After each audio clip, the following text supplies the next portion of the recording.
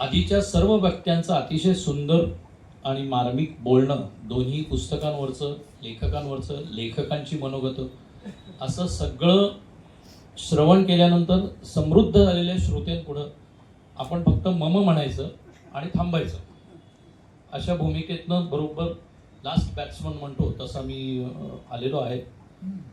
तरीही मला या पुस्तकाबद्दल मी एकच पुस्तक वाचतं, ते बाकीचे दोन्ही खंड माझे वाचायचे आहेत, ते नक्की वाचेन.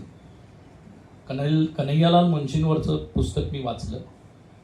अगदी खरं सांगायचं जे प्रसादनी सांगितलं, अरे तरी म्हटलं तर हरकत नाही, थोडा अनौपचारिकपणा हवे. प्रसादनी जे सांगितलं ते अगदी जसं म्हणजे लेखन करताना जी त्याची भूमिका होती, म्हणजे मुंशीजींबद्दल अभ्यास करताना आणि त्यांचं चरित्र लिहिताना, की त्याला काहीही माहीत नव्हतं त्याच्या आधीपर्यंत. जेव्हा ती अभ्यासवृत्ती मिळाली आणि त्याच्यानंतर त्यांनी निवड केली आणि मग तो सगळा प्रवास त्यांनी सांगितला. तसंच वाचायच्या आधी इयत्ता 1ली ते 10वी रट्टा मारलेल्या इतिहासामध्ये स्वातंत्र्य सैनिक म्हणून कन्हैयालाल मुंशी नावाचं एक व्यक्तिमत्व होतं. ह्या पलीकडं मला काहीही माहीत नव्हतं.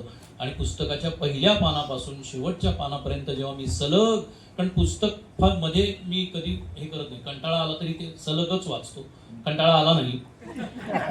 सलग वाचताना मला त्या व्यक्तिमत्वाचा उत्तुंगपणा किंवा त्यांची थोरवी लक्षात आली. मला असं वाटतं की हे चरित्रकाराचं यश आहे. दुसरं, मला स्वतःला असं वाटलं की त्यांचे कित्येक पैलू आपल्याला माहिती नाही आहे. म्हणजे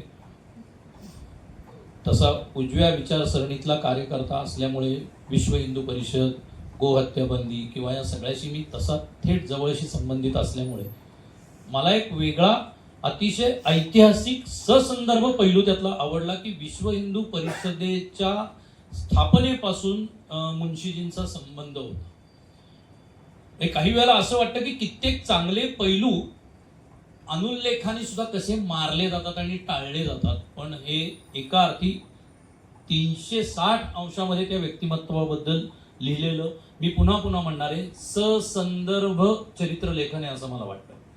आणि म्हणून ते खूप महत्वाचं आहे. ते सलग चांगला वाचण्याचा वेग असेल असा माणूस 3 ते 4 दिवसात वाचून संपवू शकतो. इतकी ओघवती शैली चरित्राची आहे आणि सहज सोपं. मी गोष्ट सांगितल्यासारखं म्हणणार नाही, परंतु ज्याला आपण म्हणतो ना, हळूहळू हळूहळू एक एक व्यक्तिमत्व ते उलगडत जाण्यासारखं, असं प्रत्येक प्रकरणात आपल्याला ते व्यक्तिमत्व समजत जातं, ते व्यक्तिमत्व भावत जातं. म्हणजे आणि सर्व त्यांच्या पैलूंना अतिशय चांगल्या पद्धतीने, एक तर मला त्या पुस्तक पृष्ठसंख्येचं आणि प्रकरणांच्या संख्येचं कौतुक असं वाटलं एक वाचक म्हणून, की प्रकरण वाचता वाचता संपतं आणि पुढचं प्रकरण वाचावं असं वाटतं. अशा ठिकाणी ते संपत जाणं आणि अशा ठिकाणी ते सुरू होणं, हे मला वाटतं की लेखन कौशल्य आहे आणि ते खूप चांगल्या पद्धतीने प्रसाद आत्मसात केलेलं आहे. आणि एक वाचक म्हणून मला असं वाटतं की खरंच मगाशी तू म्हणल्याप्रमाणे की खूप अपेक्षा वाढाव्यात आणि ती जबाबदारी यावं अशा पद्धतीने या चरित्राचं लेखन झालेलं आहे. आता थोडं भारतीय विचार साधना यांच्या पाठ्यवृत्तीबद्दल, ज्या पाठ्यवृत्तीतनं हे निर्माण झालं. भारतीय विचार साधनेची वेगवेगळी अनेक पुस्तकं आत्तापर्यंत वाचनात आलेली होती आणि अचानक हे पुस्तक आल्यानंतर मला असं वाटलं की एक खूप मोठा आयाम नवोदित चरित्रकारांसाठी, चरित्रलेखनासाठी भारतीय विचार साधनेनी उघडलेला आहे. ही खिडकी उघडलेली आहे. आणि जसं मगाशी आत्ता इथं अक्षय पण होता, आता तो काही कामानिमित्त गेला, अक्षयचीच प्रस्तावना आहे होती त्याला.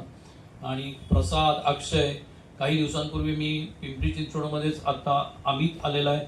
अमितचं दासबोधावरचं अतिशय सुंदर एक समासांवरचं निरूपण म्हणेन मी त्याला, ते मी त्याचं प्रकाशन झालं आणि त्यातले काही समास मी वाचलेले.